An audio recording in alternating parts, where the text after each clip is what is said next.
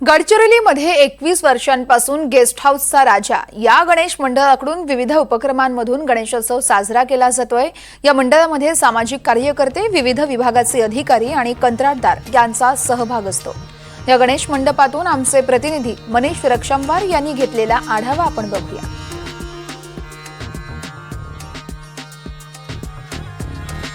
गडचिरोलीमध्ये अनेक वर्षापासून म्हणजे 21 वर्षापासून गेस्ट हाऊसचा राजा या गणेशाचं स्थापना केल्या जाते आणि त्या गणेशाची स्थापना सुद्धा झालेली आहे। आज 5वा दिवस आहे। आपण बघू शकता या ठिकाणी आपण आलेलो आहोत। या ठिकाणी अनेक फुलांनी असं सजवलेलं असं गणेशाचं एक पेंडाल आहे। त्या पेंडालमध्ये गणेशजीची मूर्ती विराजमान झालेली आहे।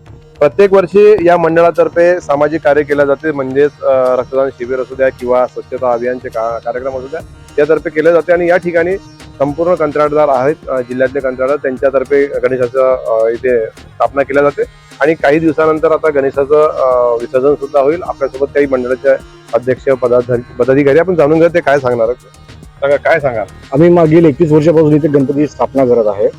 आम्ही इथे खूप चांगल्या रीतीने कार्यक्रम आम्ही इथे राबवतात। जसं मागच्या वर्षी आम्ही अमरावतीवरून आंधळे लोकांचे भजन मंडळी आलेले होते ते आम्ही ते पण कार्यक्रम इथे घेतले होते। मागच्या वर्षी आम्ही रक्तदान शिबिर पण घेतले होते।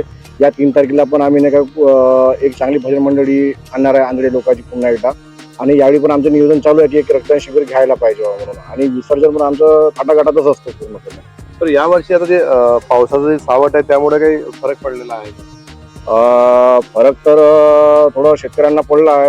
आता मंडळाला म्हटलं तर गणपती थोडं सुसुहाट चालू आहे थोडं त्या हिशोबाने। बरोबर, लोकांनी यायला थोडा आवक नाही, येणारे जाणारे थोडं।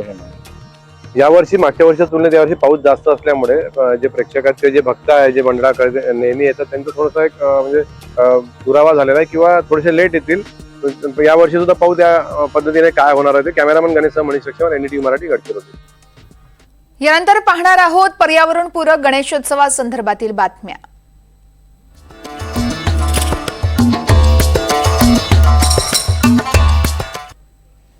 चिपळूणमधील महर्षी अण्णासाहेब कर्वे सार्वजनिक भाजी व्यापारी गणेशोत्सव मंडळाचा चलचित्र देखावा यावर्षी सगळ्यांचंच लक्ष वेधून घेतोय।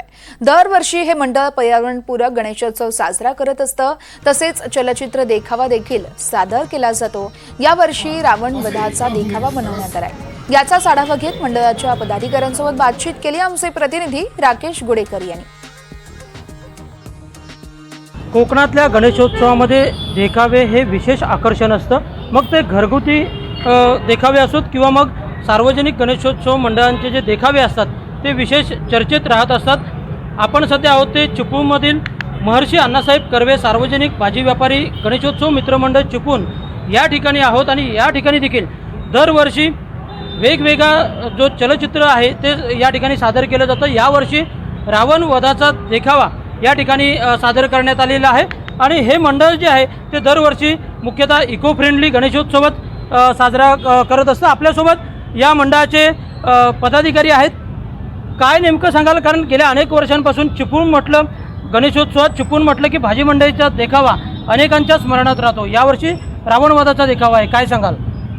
1980 सालापासून आम्ही हे देखावे करतोय, वेगवेगळे देखावे करतोय। आता हा जो रावणवधाचा देखावा आहे त्याला जवळजवळ गेली 8 महिने आम्ही मेहनत करतोय आणि हे करण्यामागं आपला कोकणातला एक सुपुत्र आहे त्याच्याकडून आपण ते कलाकृती करून आणलेली आहे आणि गेली 6 महिने करत असताना एक मराठी माणूस आपल्याला चलचित्र करू द्यायचा एक अभिमान वाटला, म्हणून आम्ही त्याच्या पाठीशी उभं राहिलो आणि गेल्या 6 महिन्यापूर्वी जी घडतड प्रवासानंतर हा तुम्हाला देखावा दिसतोय।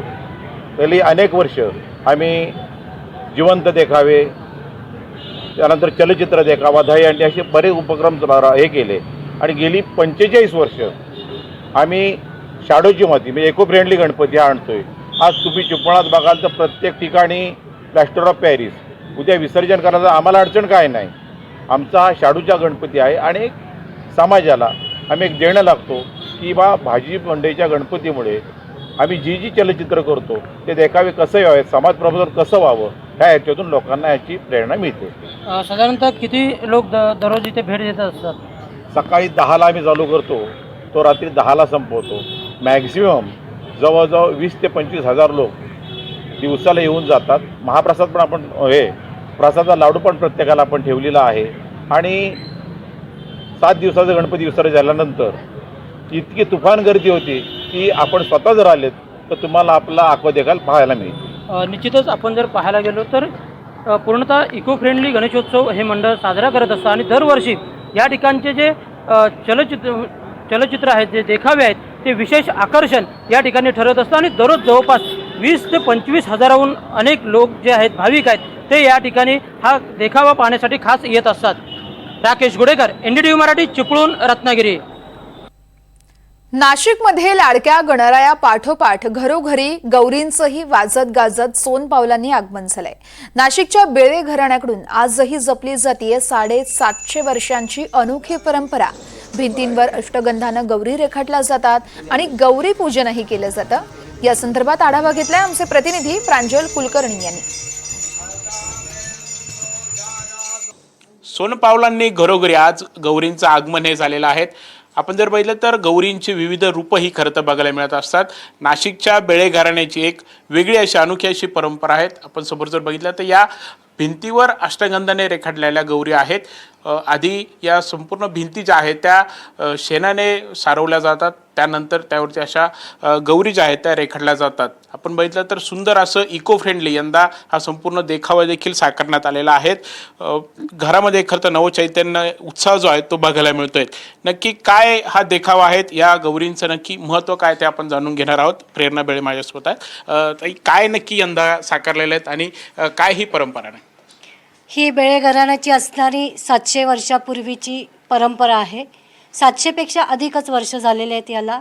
आणि ही परंपरा म्हणजे या भिंती ज्या असतात, पूर्वी मातीच्या भिंती होत्या आणि त्याला शेणाने सारवलं जायचं, त्याला पंचगव्य म्हणतात.